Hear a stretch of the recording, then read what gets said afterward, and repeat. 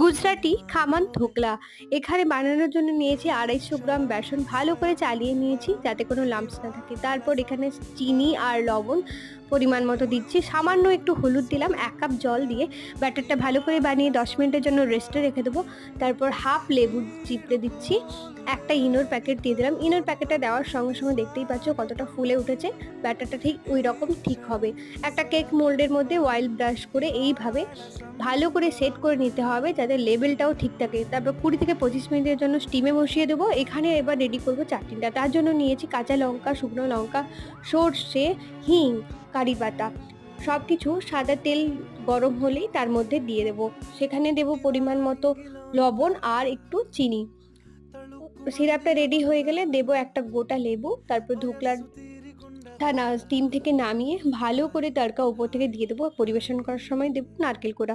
ব্লগটা ভালো লাগলে সাবস্ক্রাইব